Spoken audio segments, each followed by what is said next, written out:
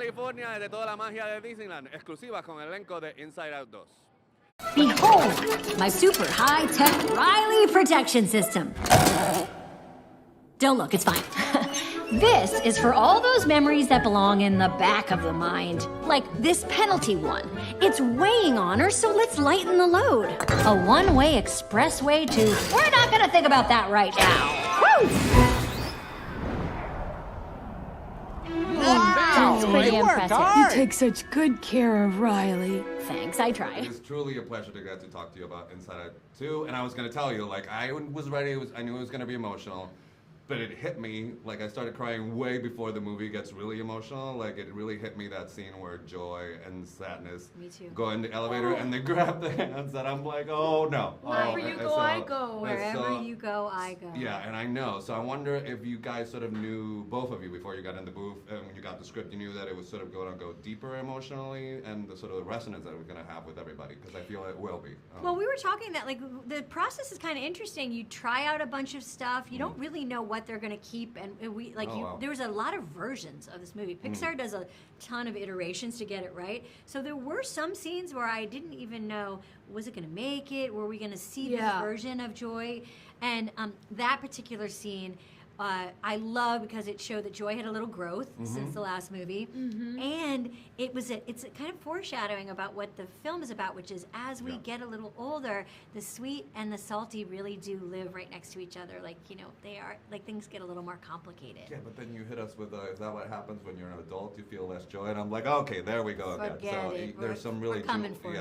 Yeah. So I think it's interesting with anxiety is that, and every emotion in the movie is that they all want to do the best for Riley. So she's not really a villain or an antagonist. She's just doing what she thinks is best. So did that clue you in on how to play her and not make her villainous? Or I wonder about that. I think from very early on in conversations with Kelsey about this part, and you know, and what she needed to do, it was really important that she wasn't an explicit villain. That was kind of my initial job. They were like, we need her not to be you know, we need her to have extremely good intentions and poor execution, and I think that's what you always try to do with a character is, no matter what role you're playing in the story, you need to believe, or you know, some people think this, some people don't, but that you need to believe in their own moral compass. You need to create justifications for their thoughts and their behaviors and why it makes sense.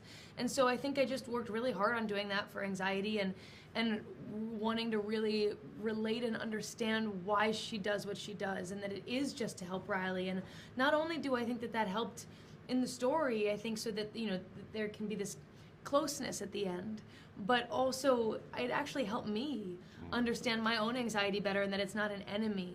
It's a you know, it's a positive power of negative thinking, but sometimes you just need to help get it under control. All right, so what would you ask Pouchy for to get through a junket day? Lip balm. If Pouchy had lip balm, maybe some like water, just like some straight up water. And dynamite, of course. Okay, Dynamite. of course, yeah. Yeah, Dynamite of course. is Dynamite, key of for course. any Always, junket clearly. interview. I mean, that's also just what Pouchy has. I mean, dynamite, seemingly. I mean, a serious question just to really end it. I mean, since the first one came out, there's been such a wealth of talk about mental health and emotional stability and all that stuff. Do you think that this one's going to be received even better because of that? Because I feel that everybody sort of knows what the language of what the movie is trying to say now. I think you're right. I think it's been a really difficult 10 years, and I think Pixar is not gaslighting us. I think it's taking into consideration that the young people that saw the first film have complicated things they're dealing with. We all do. I love that. I've had so many people say, like, I really need this film right now, which is so interesting, right? They really want someone to talk about what they're feeling. And you're right. I think the language in the past decade about, you know, parts work and feelings and people anxiety. 100%. It's I think it couldn't be better timing. The world is very, very scary and nervous, and there's a lot to be scared and nervous about. And Pixar is here. Pixar is here to deliver something that really entertaining, but I think something very deep. No, I think you're right. You're right. Yeah. So they haven't wrapped me, so I'm going to use my last 10 seconds before they realize I'm going over. To tell you, you need to make your way over to Puerto Rico and shoot a movie. You know, my grandmother used to live in Puerto Rico. I know, that's why I'm bringing it up. I know, Yes, we talked right about near this. But you need Hawke. to, your next movie, you're going to direct it, and you're going to go experience how great the crews are down there. Oh, I would You absolutely need to do that, love so- to. Can I be in love it? I Yes, wanna be you wanna directed go to by Puerto you. Rico? All right, I wanna so, be you know, directed executive by you. executive Got it. producer, Okay. or I'll just PA. I'll Sure. bring water bottles If I get to- and some dynamite. Okay, good. Yeah, All right, please. so I'm going to throw me out of here. Pleasure talking to you. Orange? Who made the console orange? Do I look orange? I didn't touch it. Orange is not my color. Not me. Hello, everybody. Oh my gosh, I am just such a huge fan of yours, and now here I am meeting you face to face. Okay, how can I help? I can take notes, get coffee, manage your calendar, walk your dog, carry your things, watch you sleep.